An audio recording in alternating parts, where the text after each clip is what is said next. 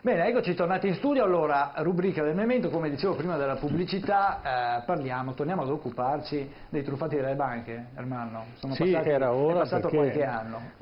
questo virus ci ha un po' distratto da quelli che sono i problemi. E allora bisogna stare un po' con il fiato sul collo con tutti questi personaggi che cercano di cavarsela la meno peggio, invece hanno fatto disastri non meno gravi di quello che sta facendo questo virus. Certo. E quindi parliamo della Popolare di Vicenza e delle altre banche che ci hanno coinvolto in un disastro. Certo. Abbiamo con noi un ospite che ormai tutti conoscono, prego. Ma lo presentiamo comunque. Buonasera Patrizio Miatello, buonasera, grazie di essere tornato. E i telespettatori. Allora, Patrizio Miatello è presidente dell'associazione Zelino Terzo da Onara, sì. Ed è un'associazione che insomma, si è messa in gioco, tra virgolette, che è nata proprio per aiutare i risparmiatori che erano rimasti truffati nei crack delle popolari venete in questo caso. Allora, da qualche settimana, dopo quanti anni sono passati?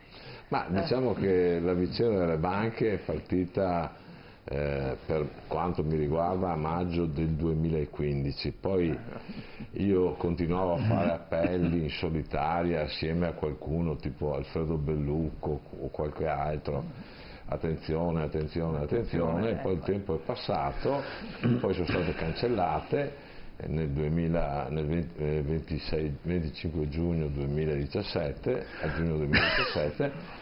E poi da lì insomma, è partita l'iniziativa. È partito il progetto, l'idea, perché io ho individuato i conti dormienti col professor Bettiol, da là c'è stata tutta una vicissitudine con l'iter parlamentare, il primo governo Gentiloni, poi... Ricordiamo che il primo governo Conte, appena insediato, era il primo... In realtà abbiamo passato quattro governi con questo progetto, nel frattempo, che poi è stata un'impresa secondo me, perché diamo una notizia positiva, perché secondo me in questo momento c'è bisogno di qualcosa di positivo, anche per il discorso del Covid, cioè il Covid ci capita, ci colpisce, ci impaurisce tutti,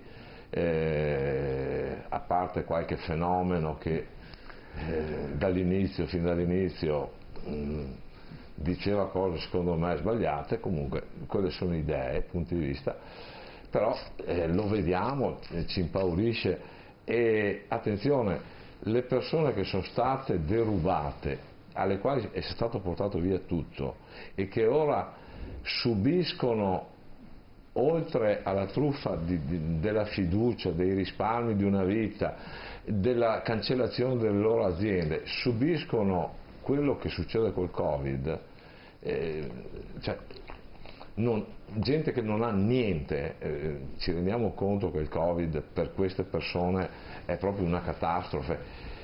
Quello che è arrivato in questi giorni, noi abbiamo organizzato una festa il 10 di ottobre, la festa inizio risparmio indennizzato. Ecco, perché allora diciamo per i telespettatori, magari anche quelli che non hanno seguito la vicenda, cioè finalmente inizia a arrivare qualcosa, diciamo un rimborso. Sono arrivate, allora quando noi diciamo che noi come associazione abbiamo sempre detto non perdiamo tempo.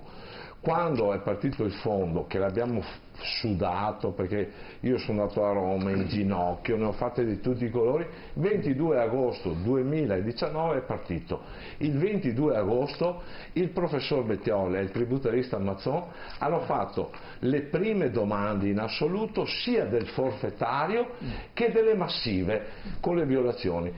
Ci sono stati altri che hanno aspettato 6 mesi per fare le domande, perché pensavano, sempre i soliti discorsi, come il Covid, stessa identica cosa, no? Cosa è successo?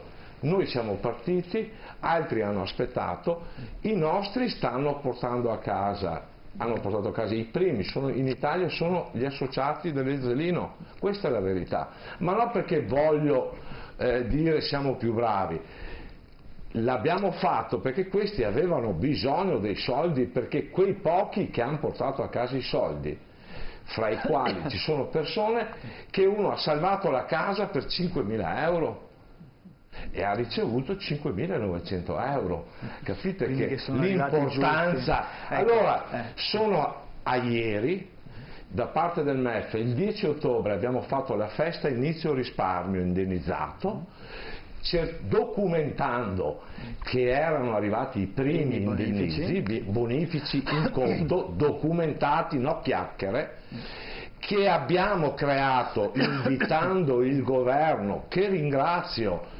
il ministro D'Incà, ringrazio il sottosegretario Alessio Villarosa, pesco l'onorevole Raduzzi di Padova, sono una squadra del 5 Stelle che ci hanno messo tutto per farlo partire, perché se il fondo non fosse partito il 2 ottobre 2020 non sarebbe più partito, perché con il Covid porta via tutto, come ha portato via il tempo adesso, porta via tutto.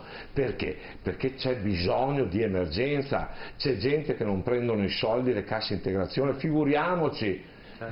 Poi, allora, sono arrivati a ieri, è stato comunicato dal sottosegretario Alessio Villarosa, 3.300 bonifici, effettivamente sono pochi rispetto ai 144.000, però sono partiti. Il 10 ottobre abbiamo chiesto, con il documento che certifica il precedente, abbiamo chiesto al governo: intervenite per velocizzare, intervenite per aumentare, perché hanno dato un anticipo del 40% sul 30% perso, che è poco. Ma è molto. Allora, chiariamo anche questa cosa qua. Quanto viene rimborsato del capitale, diciamo, che si è perso? Cioè, se ho perso 100.000 euro, quanto mi viene rimborsato? Se ho versato 100.000 euro, viene rimborsato l'indennizzo del 30%. Quindi prenderò 30.000 euro. 30.000 euro, ma ora il 40% dei 30.000, quindi 12.000 euro. Come anticipo. Come anticipo. Perché? Perché la legge che era stata fatta prevedeva tutti i controlli dell'Agenzia delle Entrate. L'Agenzia delle Entrate, per fare i controlli ci vogliono 5-7 anni. Fortunatamente hanno fatto l'anticipo, se no il fondo non sarebbe mai partito. Questa è la realtà. E tutti i discorsi, chiacchiere, ma che schifo.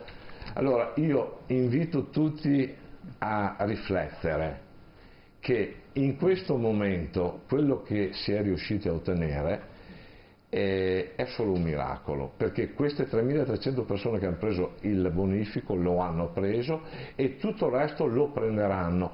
Le 144.000 persone, il governo si è impegnato, e ieri hanno già inserito l'iter per aumentare dal 40% all'80% del 30%, per intervenire con la commissione tecnica dei 9, che praticamente c'è la commissione tecnica che sarebbe la magistratura, l'arbitro che decide, che dice ok, fa il bonifico, sono in 9. Voi capite che la Consap, che è quella che si sta dando da fare, che ha già fatto, che ha controllato, ha già fatto tutto, deve aspettare i 9 che si riuniscono una volta alla settimana. Il 10 ottobre al ministro D'Incà e al sottosegretario Villarosa gli abbiamo detto: ma scusate, ma quant'è che ci impiegate, quant'è che ci impiega la commissione dei 9? Capisco che è la magistratura. Questa era una problematica, se ricordi Germano, che avevamo sollevato anche qua, il fatto che sarebbero arrivate decine di migliaia di richieste e che chiaramente se fosse stata solo una, la commissione deliberante, diciamo, i tempi sarebbero stati necessariamente proibitivi. Proibitivi, ma aspetta, e dopo c'era anche... era prima, perché adesso fanno pre-controllo Agenzia delle Entrate, perché se no la commissione tecnica, se non veniva fatto l'anticipo, non dava il benestare a nessuno fin tanto che non c'era il benestare all'Agenzia delle Entrate. Quindi c'è anche questo aspetto, poi c'è l'aspetto del reddito. Quindi cosa succede? Succede che comunque è partito l'ordine di pagamento. Voglio spazzare via tutti i dubbi, confusione, è ordine cronologico della data di invio, quindi stanno pagando le domande fatte ad agosto 2019 fino a dicembre 2019. È possibile che qualcuno che ha fatto la domanda ad agosto, fine agosto 19, l'abbia fatta e non ha ricevuto nessuna notizia. Perché? Perché siccome devono fare 4 controlli, fra cui il reddito, se hanno delle incertezze vengono messi da parte quelli per il reddito.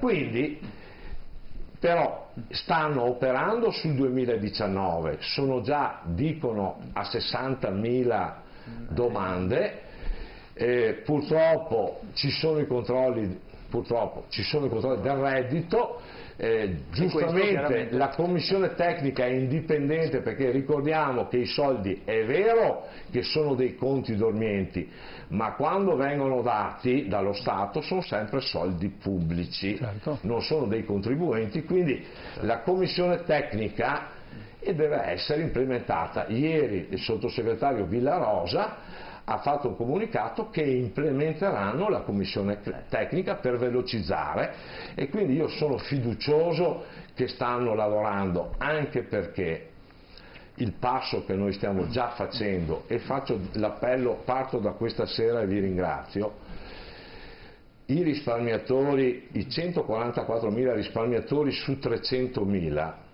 144.000 meno 144.000 che hanno fatto la domanda, sono quanti in meno? 160.000, ok? Che non hanno fatto la domanda. Allora, io ho fatto una riflessione: perché su 300.000 solo 140.000 hanno fatto la domanda? E la risposta è che gran parte di queste persone non ci sono più, non hanno avuto il tempo di fare la domanda, e c'era 1,5 miliardi per loro, e quel 1,5 miliardi purtroppo verrà avanzato, e per fortuna ai risparmiatori che passeranno la commissione tecnica quei soldi rimarranno per questi, e noi stiamo combattendo che quei soldi vengano dati alle vittime che passano, quindi il 30% deve essere alzato, e io non voglio illudere, però sicuramente dai conti che abbiamo fatto noi, se anche venissero pagate tutte le 144.000 persone che hanno fatto la domanda, di soldi ne vengono avanzati.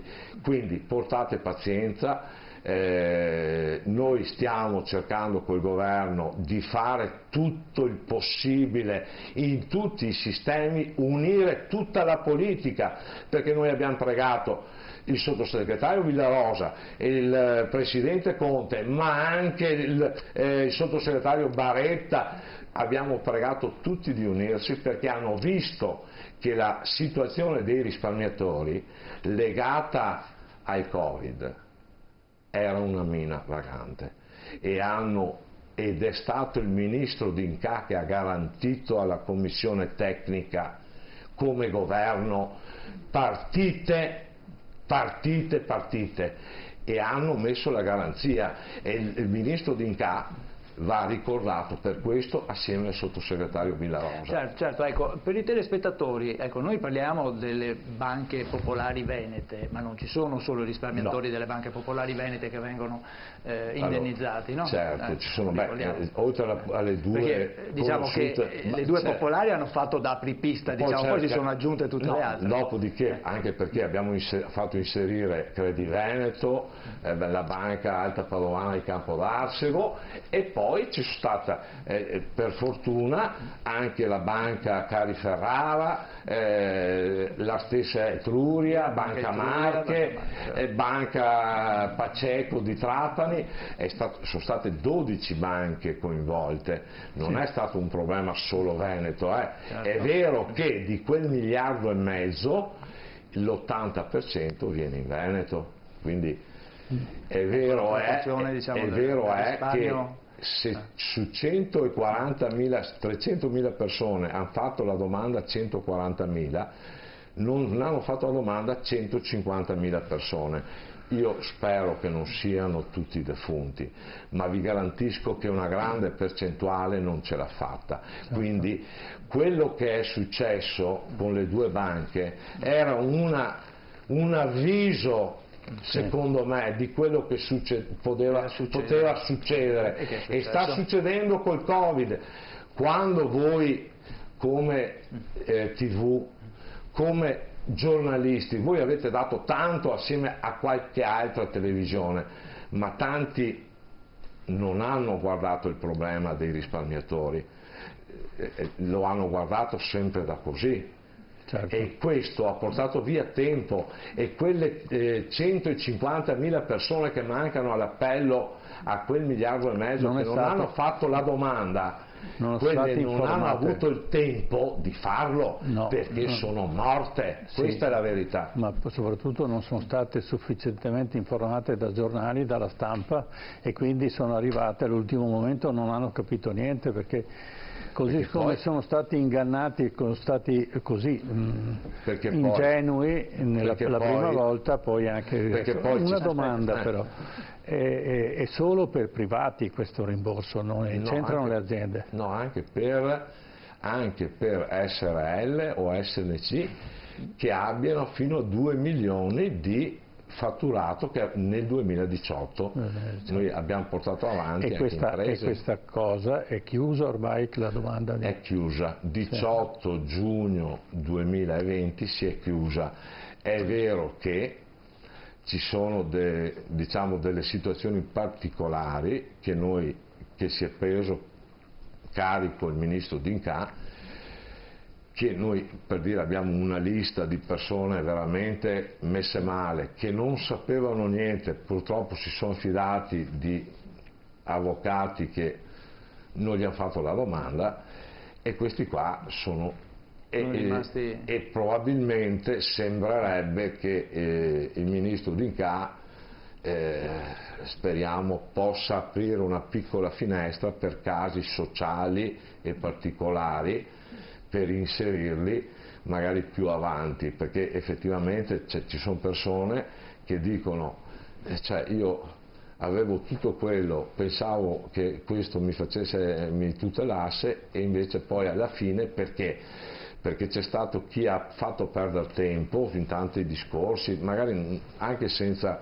io non voglio far polemica, e io invece dicevo non perdete tempo. Dopodiché hanno cominciato a fare le domande a gennaio 2020 e poi è scoppiato il Covid, e il Covid ha creato delle difficoltà. Non si può invocare il Covid per riaprire? No, sì, ma era stato già rinviato 2 mesi e poi altri 2 mesi. Sì. Attenzione, la Consap, quando è venuta qui a Padova dal professor Bettiolla, che c'erano tutte le associazioni, perché noi abbiamo sempre invitato tutti, quindi e loro hanno detto: signori, guardate, fate attenzione che se voi chiedete una proroga di 30 giorni le domande scadono il 28 febbraio 2020.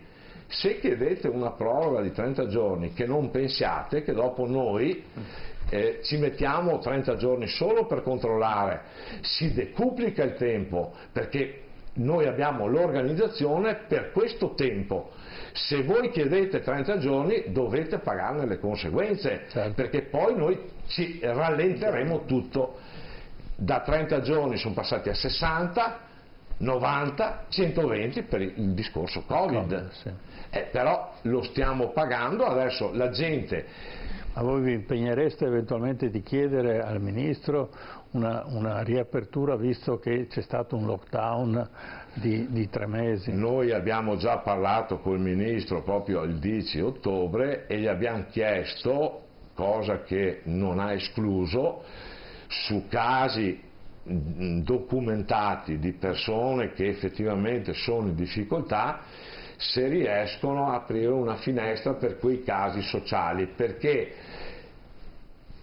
praticamente avevano detto no assoluto, cioè non esiste, cioè da parte delle istituzioni Consap e chi controlla non esiste, perché loro entro il 31/12/2021 devono finire la procedura del controllo, quindi devono fare il piano di riparto, quindi devono dare i saldi, e loro dicono: se voi ci chiedete ancora aperture o cosa, noi non esiste, non esiste che si possa fare, insomma. Però vediamo se succede anche questo miracolo, perché da un dato che abbiamo noi, insomma, ci sono circa insomma 600-700 persone in stato vera di difficoltà che potrebbero essere salvate, insomma. Bene, quindi speriamo di vederci la prossima volta con notizie ancora più buone. Ma io penso di sì, anche perché sarebbe un assurdo, perché questo 1,5 miliardi dei conti dormienti non è che possono essere usati per altri fini, possono essere usati per le vittime del risparmio tradito, quindi non si possono usare non si possono toccare. No, non si possono, e sono là, fortunatamente, quindi leviamo via anche tutti i discorsi che li avevano portati via, che li avevano levati.